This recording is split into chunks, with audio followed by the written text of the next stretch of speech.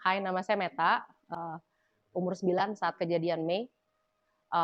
Saya tinggal di Glodok, di pusat pecinan di Jakarta. Kalau ya baik lagi secara detailnya saya ingat dulu adalah semua kejadian itu menurut saya bukannya blur, tapi saya ingat semuanya secara detail. Hal-hal seperti orang gotong-gotong TV, terus dibanting, menurut saya masih kecil kayak kok aneh gitu loh, kayak ngapain. Tapi ternyata mulai saat itu mulai ada orang teriak-teriak, atau nggak jelas ngapain, nggak jelas. Menurut saya sebagai anak-anak aja saya ngeliat itu nggak jelas. Jadi saya nggak tahu kalau menurut orang dewasa itu jelas apa nggak, saya nggak ngerti. Yang saya bilang lagi tadi, orang mau lempar botol Coca-Cola yang kaca, dilempar sebagai jadi granat untuk dilempar ke rumah-rumah untuk dibakar. Itu kita punya satu-satunya pertahanan adalah orang-orang yang ada di rumah waktu itu pakai triplek, pakai apapun yang bisa menutup kaca, karena kita ruko depannya kaca, tutup supaya bisa seenggaknya granat itu mental. Itu aku ingat. Waktu itu saat itu aku bahkan ingat aku duduk di ujung di kaca, di belakang tuh ada dudukan bangku sofa, bisa kelihatan kaca itu, aku duduk gemeteran doang sama dede sama saudara-saudara aku. Mama papa saya udah nggak inget ada di mana, nenek saya nggak inget udah ada di mana. Kayaknya mungkin semua orang juga udah lagi ketakutan. Dan saat itu kita di bawah, di toko kita ada pemadam kebakaran.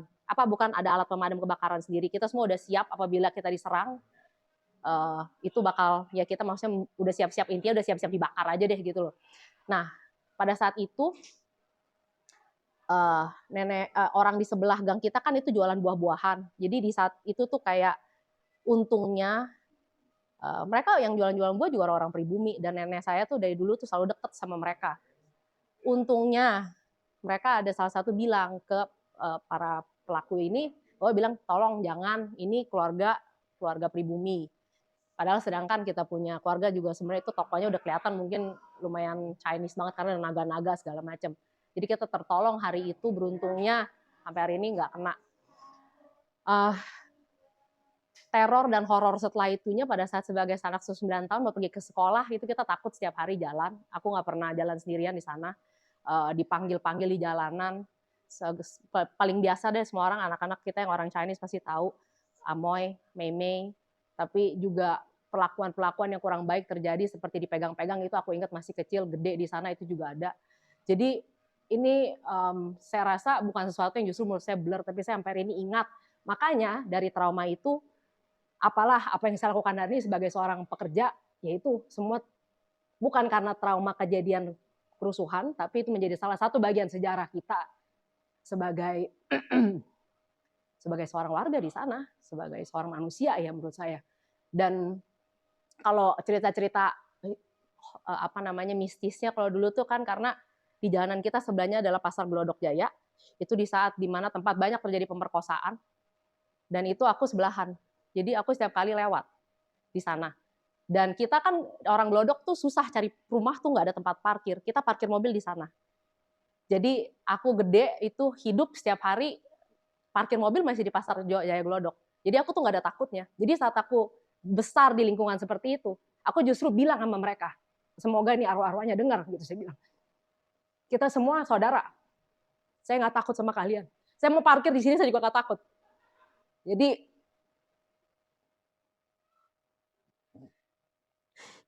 saya nggak takut intinya. Nah, yang hebatnya itu daerah tetangga kita. Kamu kalau ke Glodok hari ini, kamu lihat seberapa masih spirit kita tuh tinggi.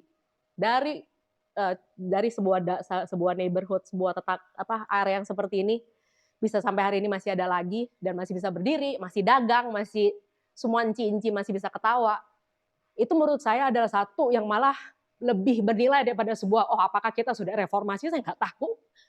Tapi menurut saya tetangga saya yang bisa menunjukkan saya masih dagang besok, ya toko saya masih buka, nggak ada, mau nggak apa-apa, nggak bisa jualan, popo masih buka, kita semua tetangga kompak, saya nggak peduli yang lainnya.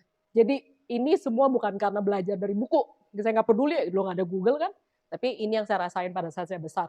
Keluarga saya, tetangga saya, itulah saya punya. Yang bikin kita hari ini bisa jadi hari ini, jadi doesn't matter. Pada akhirnya kita bukannya dendam menurut saya ya, Tapi memang pasti ada satu rasa sedih dan rasa pahit dan perih yang tertusuk-tusuk yang ada di dalam kita semua.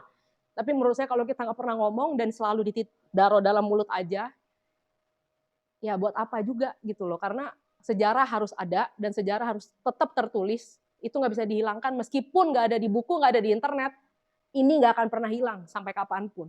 Jadi saya harap semoga ini bisa jadi malah menginspirasi untuk kita tetap bisa berdamai dan semoga hal ini nggak akan ada kejadian lagi ke depannya karena nggak ada indah-indahnya, nggak ada baik-baiknya sama sekali.